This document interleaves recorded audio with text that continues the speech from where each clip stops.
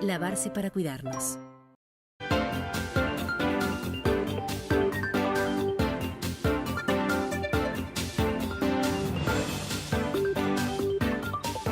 Bueno, muy bien, abrimos el consultorio de PM. Tenemos del otro lado a Fernando Polak, él es infectólogo.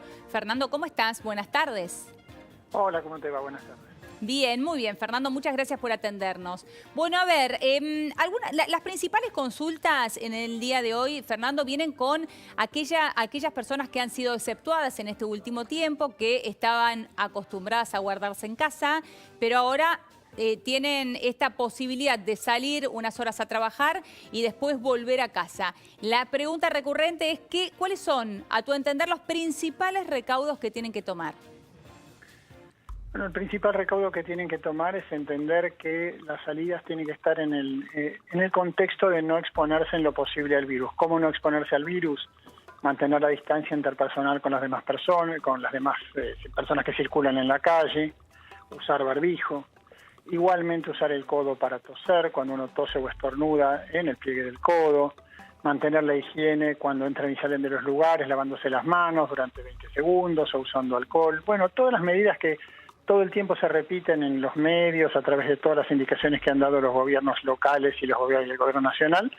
Y observando eso es la mejor manera de no cruzarse con el virus, ¿no? Ahora, Fernando, todas estas cuestiones que vos recién mencionaste, uno cree, bueno, nos van a acompañar por mucho tiempo. ¿Por cuánto tiempo crees que nos van a acompañar estas nuevas modalidades, ¿no? Vos recién decías saludarnos con el codo, pero la utilización de barbijo, el lavado frecuente de manos.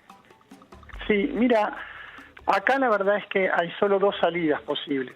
O que todos seamos inmunes al virus, de manera tal, o la enorme mayoría, para que el virus deje de circular. Y ahí se llega por dos maneras. La primera es una vacuna. Hay una vacuna inglesa que se supone que podría estar para este año. Los tiempos son llamativamente cortos comparado con las vacunas norteamericanas que están pronosticando primer trimestre del año que viene y otra segundo trimestre del año que viene. La segunda alternativa, dentro de ese mismo grupo, tener todos defensas, sería infectarnos todos, que sería una alternativa espantosa, ¿no? Claro, porque básicamente significaría que habría muchos problemas en la Argentina. La otra posibilidad es que algún tratamiento de los que se están pensando, ensayando, funcione, y eso transforme esto en una enfermedad curable, ¿no? Si nosotros no tuviéramos antibióticos, tendríamos problemas mucho más grandes que el coronavirus. Entonces, que aparezca lo que es parecido a un antibiótico para este germen, no está claro que eso vaya a pasar, pero puede pasar en algún momento. Claro, está bien. Es decir, cualquiera de estas cuestiones harían que uno pueda imaginar en algún momento las postales o una vida, una diaria parecida a la que teníamos antes. Sí, el desafío hoy es salir de esta situación de cuarentena que ha sido muy exitosa en la Argentina hacia algo que se parezca lo más posible a una vida normal. Y eso va a requerir un plan, una estrategia general, no una estrategia fragmentada, sino una estrategia general de salida de la cuarentena. Y esas estrategias tienen que ser muy ajustadas. Esto es como si vos tuvieras un ejército y le dieras instrucciones a los que van a la caballería, pero no a la infantería, entonces la caballería le pasa por encima a la infantería. Claro. Bueno, eso no puede pasar. Entonces vos tenés que tener muy medido todo lo que va a hacer el país, todo lo que va a hacer la gente que circula por la calle, cómo vas a detectar la gente que contagia, cómo vas a saber quiénes son los convivientes de los que están infectados para que también se guarden cuando guardás al que contagia, cómo medís la distribución de la circulación en los centros de alto tránsito, ¿no? Cuando vos estás en Constitución, tenés un tipo que anda por Constitución, que estornuda y suelta un montón de virus, y tenés la mala suerte que sea lo que se llama un superdiseminador, que a veces pasa. Hay algunas personas que contagian a muchas, y todo el trabajo de un mes se te escapa en una tarde. Entonces tenés que tener un plan para que eso no suceda. Tenés que controlar. Perdón, Fernando, ¿no? ¿Eso se lo llama superdiseminador a una persona que provoca varios contagios? Sí, hubo uno en un centro, por ejemplo, de un call center de Corea, al principio de la pandemia en Corea, que contagió centenares de personas. Hubo uno muy famoso cuando se inició la pandemia de SIDA en San Francisco, que era un hombre que no podía contraer SIDA, tenía una alteración genética por la cual él nunca se enfermaba, pero con los contactos sexuales que tenía lo podía contagiar a todo el mundo, y era un tipo que tuvo, no sé, centenares y centenares de contagiados. Entonces, aparecen por distintos mecanismos, el SIDA no se contagia por la respiración, ¿no? Pero aparecen por distintos mecanismos estos superdiseminadores y cuando llegan a un lugar y no lo tenés controlado al lugar te hacen un desastre. Fernando, hay algunos lugares del país que tienen permitido hoy esta hora de esparcimiento que tanto busca la gente después de 40 días de encierro y sobre todo los más chicos. ¿Cuáles son las recomendaciones de lo que no se debe hacer? O sea, ya sabemos el distanciamiento, ya sabemos el tema del barbijo, sobre todo en los mayores de 3 años. ¿Qué pasa con los juguetes? ¿Qué pasa con las bicicletas? ¿Qué pasa con los monopatines? No, la vida cuando, digamos, en las salidas de los chicos es normal, esto no te lo contagias en el monopatín, tenés que mantener al chico dentro del contexto de la familia, no podés hacer un grupo de chicos para jugar en la plaza, lamentablemente, pero en realidad lo que yo creo que empieza a ser claro que se vuelve cada vez más urgente es que para ciertos grupos poblacionales hay que congregar grupos de expertos que estén pensando mucho en salidas creativas para ellos. Y uno de los más urgentes, creo yo, es un grupo para la tercera edad, ¿no? Que permita que la gente pueda, por ejemplo, ir a parques y plazas con horarios protegidos, prohibidos por ahí para mayores de 60 o 65, menores de 60 o 65 años, que les permita circular tranquilos ahí, por ahí a la mañana y a la tarde en distintos horarios, que diseñen circulaciones, hay gente que haga urbanismo o algo y pueda diseñar ciertas áreas de circulación para la gente si tiene que acercarse a un comercio o a un banco, que haya horarios preferenciales en esos lugares, que haya transportes de gente que ya tuvo la enfermedad y está inmune, que probablemente esa gente no vuelva a contagiarse y no sea contagiosa cuando una vez que se recupera. Entonces podrían tener máscaras de seguridad y poder actuar como transporte, taxis preferenciales para los mayores. Hay que sentarse a pensar porque la gente realmente, más allá del coronavirus, que es una amenaza seria para la gente mayor, tenemos que buscar como se pueda en esta situación, alternativas que les permitan vivir una vida más normal que la perspectiva de estar encerrados hasta diciembre, que no es una solución viable, ¿no? Es muy interesante esto, Fernando, que estás marcando, porque es cierto que también, prolongar el tiempo de encierro de la población de riesgo y de los mayores de 65 años traen también otros efectos secundarios, ¿no? Que tienen que ver con la psiquis, con ese tipo de trastornos. Sí, absolutamente. Y mientras efectivamente vamos navegando bien el problema del coronavirus, este es un problema que se va a hacer más acuciante y que tenemos que tratar de prevenirlo, de resolverlo lo antes posible y de buscar distintas alternativas. A mí se me ocurren estas, pero estoy seguro que hay gente muy capaz que se le van a ocurrir muchas más. Yo no trabajo con personas mayores, yo trabajo con chicos, pero de todas maneras me parece que es urgente, que es una cosa que hay que sentarse a pensar ya y buscar soluciones antes de que el problema se haga más grande, ¿no? Claro. Estar encerrado a una persona grande le trae trastornos cognitivos, a todos le trae depresión, ¿no? No a los grandes, a todo el mundo.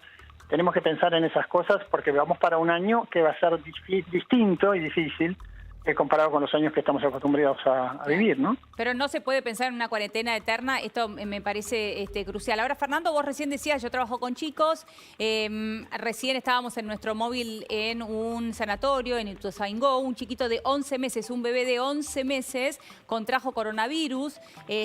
Bueno, son casos que nos alarman a todos y que también son más bien extraños, porque en general uno habla de gente mayor. En este caso, encima, la madre dio negativo.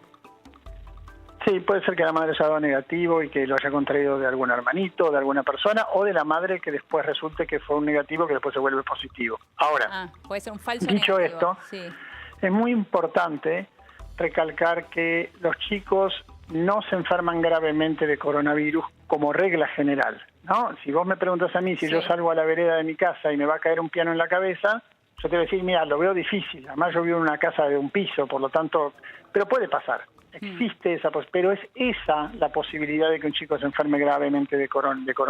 ¿Tan chiquita? Algún chico, sí, una chiquita o un varoncito, lo que sea. No, digo, tan chiquita la posibilidad como eso que vos planteabas, que se te caiga un piano en la cabeza mientras vas caminando, Tan chiquita como que cuando Italia hizo el relevamiento de sus primeras, no sé, no tengo exacto presente el número, por 16.000 muertos, no había nadie menor de 30 años, ni uno. Claro. Entonces, y la infección en los chicos es la misma frecuencia que la infección en los grandes. Pero lo que pasa es que en los chicos, salvo en casos excepcionales, acá falleció una persona de 27 años que era un inmunosuprimido, trasplantado, salvo en casos de esa naturaleza, la verdad que es una enfermedad benigna. Y aún en esos casos, Es mucho peor tener 80 años y estar con un trastorno de este tipo que tener 20 y tenerlo. Claro. Si esta enfermedad llegara a un planeta donde viven solamente los chicos, nadie se enteraría que existe. Mirá qué interesante. Ahora, hoy uno piensa en los chicos como posibles transmisores, por eso se los aísla y se los separa tanto de los abuelos.